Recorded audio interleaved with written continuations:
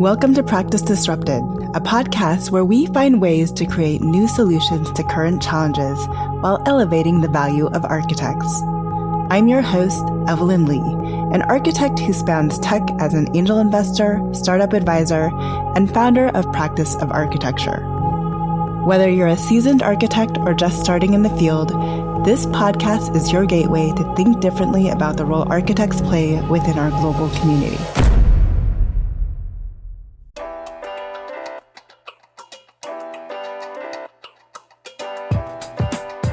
Hello, Disruptors. Welcome to this week's episode of Practice Disrupted. When we talk about disruption in architecture, we often look at new business models, new technologies, alternative career pathways, or rethinking the way we work. But what about the materials we build with and the systems behind them? Joining me today is Nima Balasubramanian, Director of Architecture at the American Institute of Steel Construction, or AISC. Nima leads the AISC Architecture Center, where she's on a mission to bring architects into deeper dialogue with the steel industry, reimagining how we use this material in more sustainable, informed, and creative ways.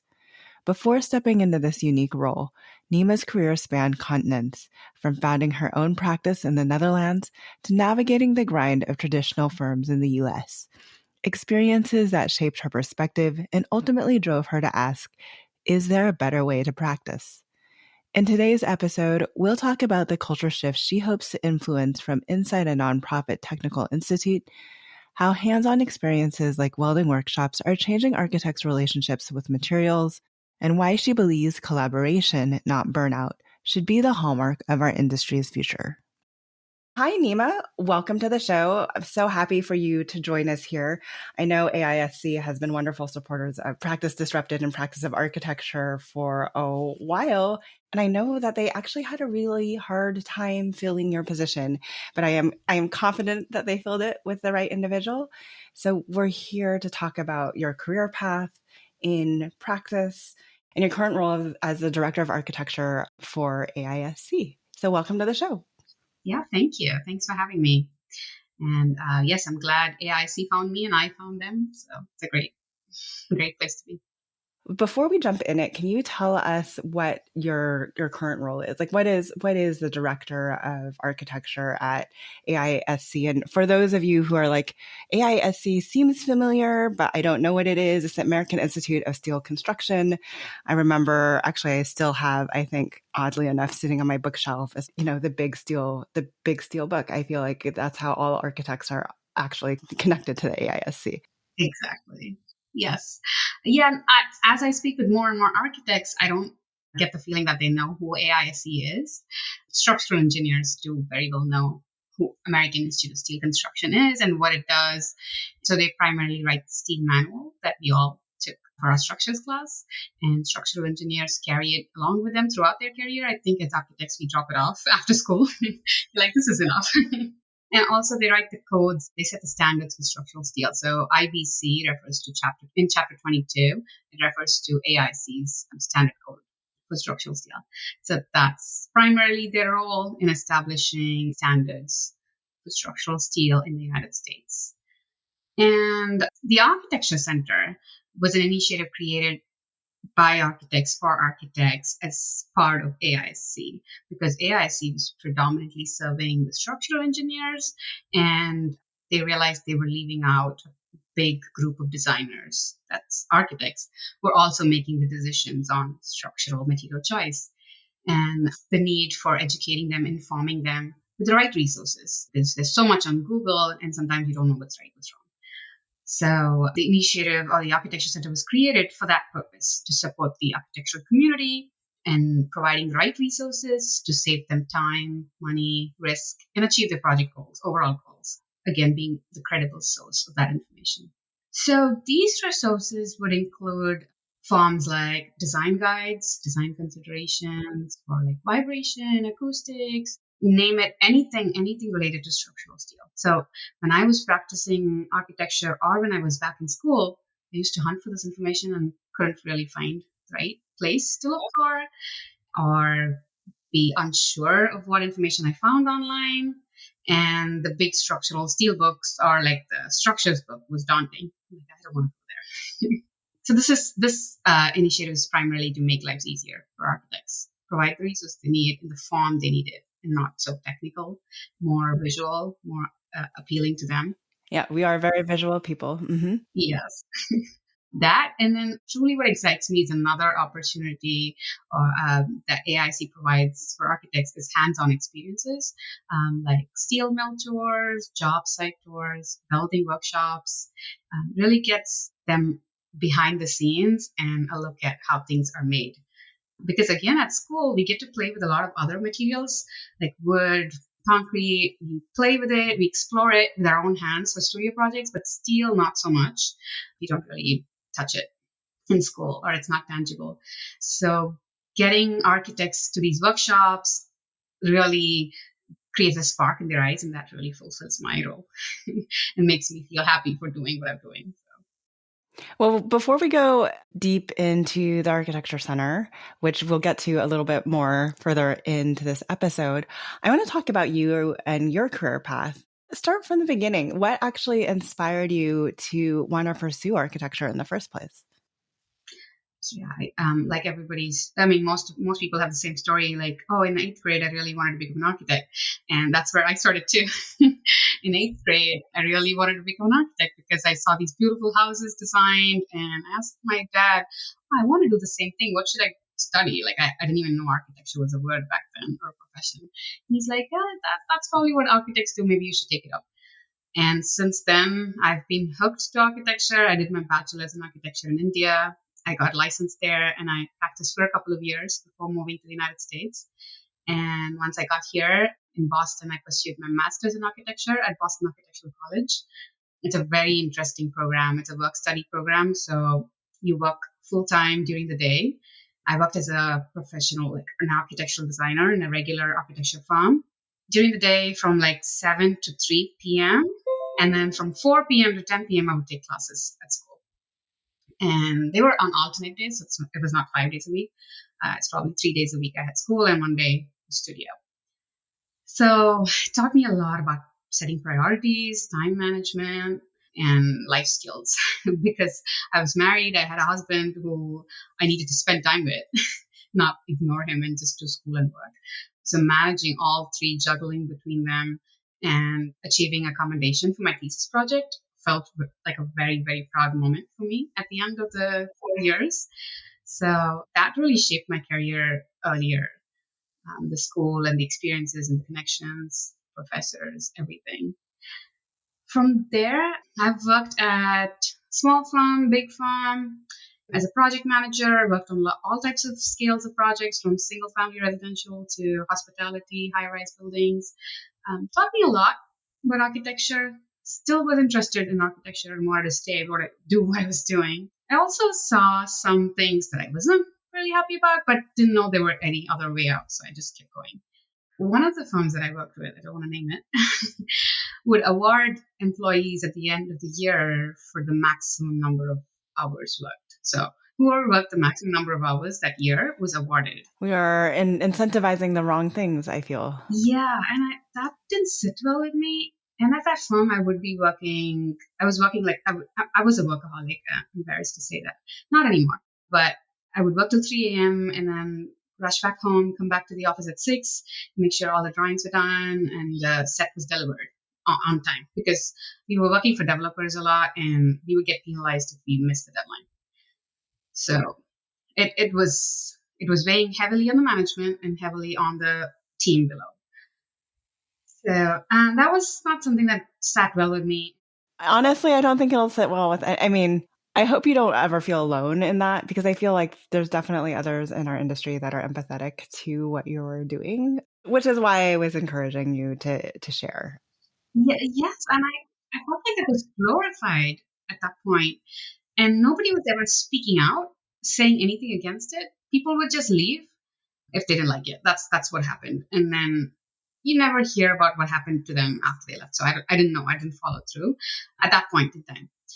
It was early in my career, and I was like, oh, I don't know, maybe I should just get through this, and maybe it'll get better. But I didn't see a better future for me. it took a toll on my life. That led to the transitions and where I am today. So I had a personal story to share, and I am more and more compelled to share the story more often, because I feel like a lot of people who listen connect with it and realize it's not like they're suffering in silence alone. So I had two pregnancy losses due to my lifestyle at that time. I didn't have a healthy lifestyle at that point, and that didn't go well with the family or with what I wanted for my future. And that's when I really had to take a look back and say, this is not good. I should change the things with how I'm doing it, or look at a different career path. This is not right. Because everybody who I went to school with was also going through the same thing. Like, I didn't see anyone doing anything differently. So I didn't have any options back then, or at that time, I didn't know of different options. Yeah, so from there, luckily, one thing I'm not hesitant to is change. I love change. I've lived in 3 different continents. I've moved like a million cities. So I love doing that. And my husband's job took us to the Netherlands for about 2.5 years. So it was a great change, and a beautiful opportunity presented itself. I set up my own firm there. I worked with clients from previous acquaintances in the US while also pursuing projects in the Netherlands. So it gave me a full global perspective. The Netherlands work-life balance is like amazing. Oh my God. My husband would be back home like at 5:30. I'm like, this is too early. Don't come back home so long. So that's what we were used to. Like, everybody's gone. The stores close at 6. What are you doing after 5:30? Nobody's doing anything like other than going out to eat.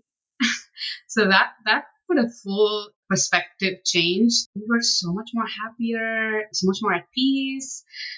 And we were still doing things we were supposed to do. We were accomplishing things. We were being successful. So it was not like we were left behind having a work-life balance.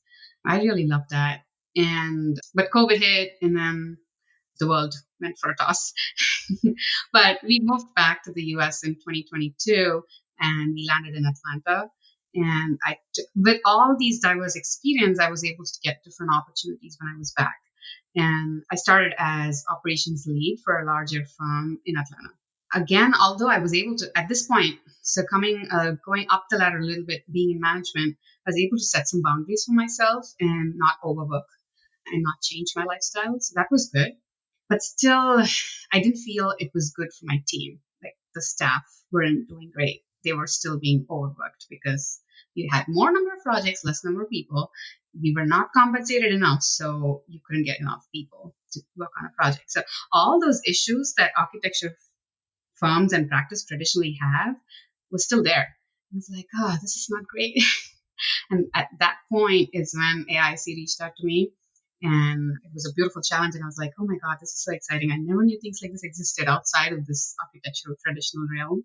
And I just jumped straight in, and I was like, I'm sure I'll see where this takes me. So I want to talk about that a little bit. Obviously, you were at a point where you were frustrated by your career. I'm glad you kind of got over the notion that maybe this will get better if I hang in there. I think so many people have that feeling. I'm very much a proponent of you need to kind of control what you can control to whatever extent you can. And if that means going to a different firm who did things better, then that is something that you can control. So you said AISC came to you. I mean, were you ever actively at any point seeking out a different role? And talk to us a little bit more about like how that actually came to fruition. I was open to opportunity. So I had my LinkedIn show up as open to recruiters, and I was submitting applications to recruiters. And so when I said AIC, a recruiter from AIC reached out to me. And I was like, oh, sure. Is this really a position? Why would they need an architect? It's a steel institute. I was just baffled, as much as any architect that I speak to now explaining what I do. As much as they are, I was the same exact reactions they had. But when I met them, and I was actively interviewing, I interviewed for so many positions, and I turned down so many because it was exactly the same. I could see where I would be, and I would still be continuing the same cycle. So I didn't want that. So I turned down. I was just waiting for the right opportunity. So I think unknowingly, I was looking for opportunities in parallel streams to architecture. because somehow those were the ones that had the right job description in terms of expressing their work culture. Architecture firms have job descriptions, they express work culture, but you can see it unsaid that it's going to be a hectic lifestyle. I'm like, no, I don't want that again. Enjoying the show? Join a community of fellow disruptors at practiceofarchitecture.com/community. Your membership helps support the production of this podcast, Practice Disrupted, and funds the creation of more resources for all of you. Looking forward to growing together. Join us today at practiceofarchitecture.com/community. Or you were seeing it in the job description. Were there certain things that you were also looking out for or just hearing? Because I mean, that's very intuitive of you to be able to identify that. And I'm just wondering if you can call those things out for other people that to you was just not necessarily a red flag, but definitely raised your eyebrow in terms of, I am hearing what you are not telling me about the culture of what it means to work in your office. Yes. Recently, what I've been seeing is mandating people to come into the office 5 days a week or 4 days a week. Mandating that feels like a regimen. It feels forced. So right there, I feel like there's no flexibility. You're not going to get any empathy.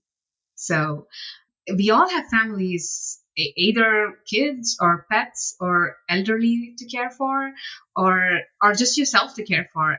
Our house. Yes. I needed to Yeah. get a plumber earlier this week because the main line got backed up. And penalizing people for that is not right. I think teams and projects have to build in that cushion to accommodate for all that.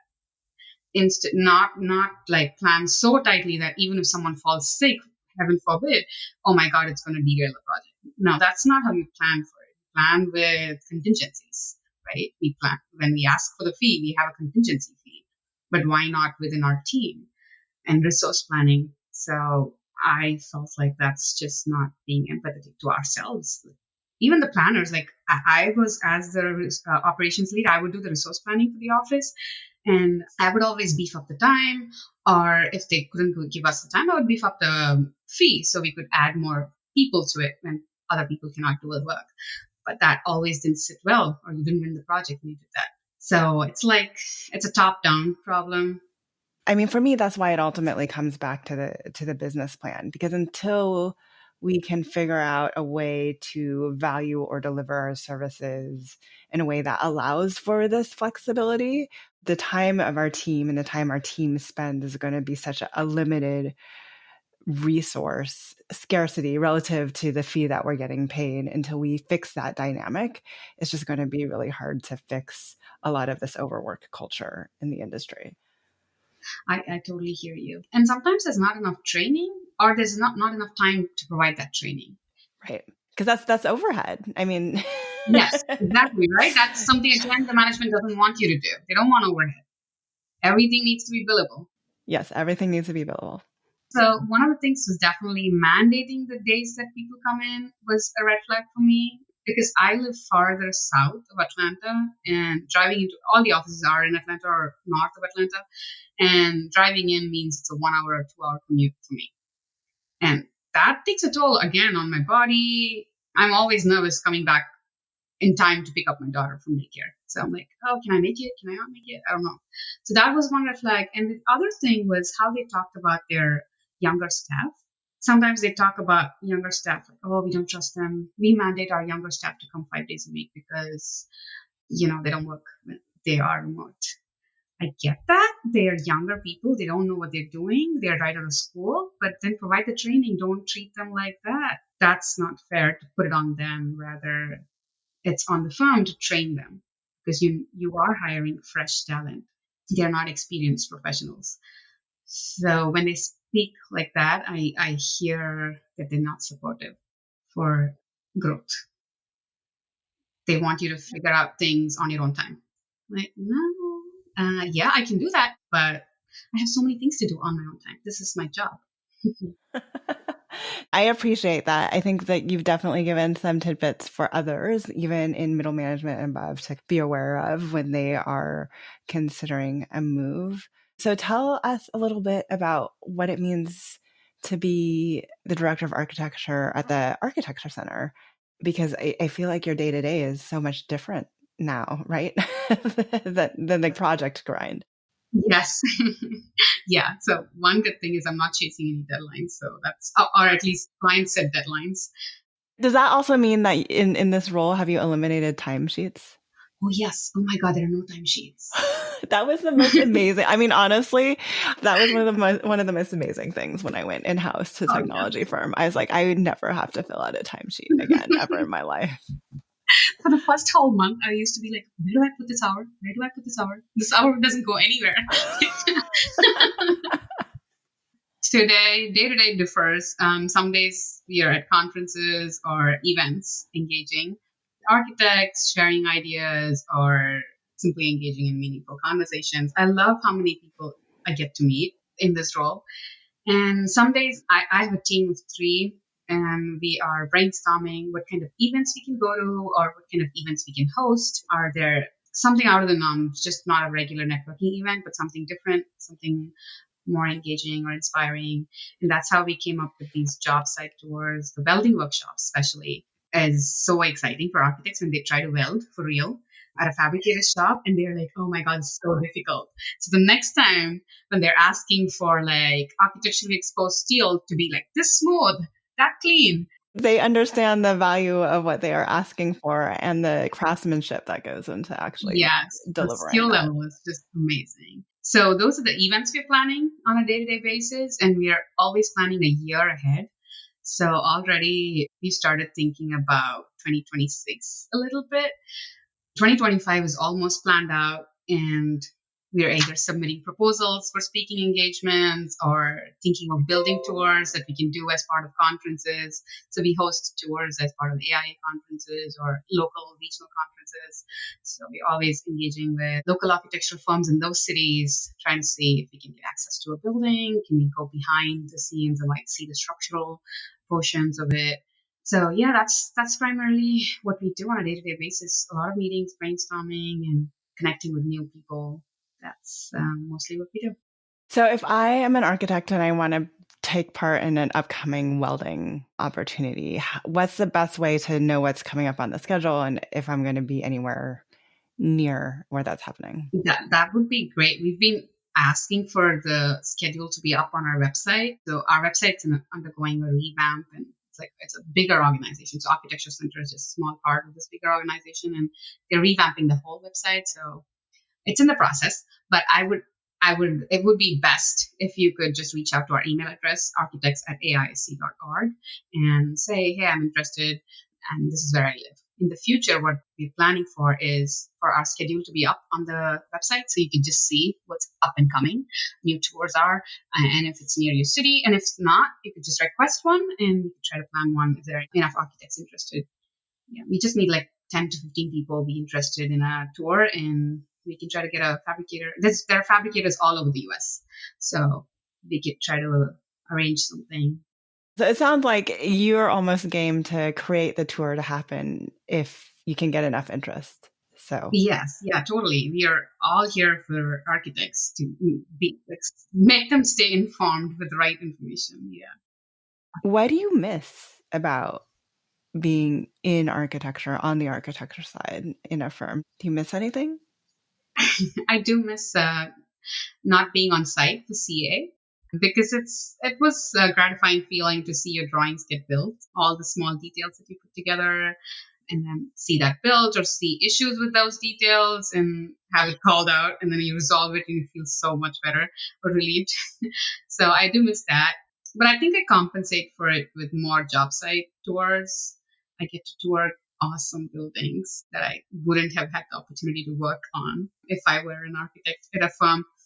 Because for 2 to 3 years, you just get to work on one single project, or depending on the scale, but mostly the larger scale projects always average take 2 3 years. And by the time it's done, you're like, oh, half my life is gone. So, but here I can see many more projects just that it was not designed by me. So that was the only thing I would miss. I think I wouldn't miss that anymore after a few years, I guess. I mean, it's a different, architects are creators, right? And I think it is kind of different seeing somebody else's work come out of the ground, right? Than seeing your own. Yeah.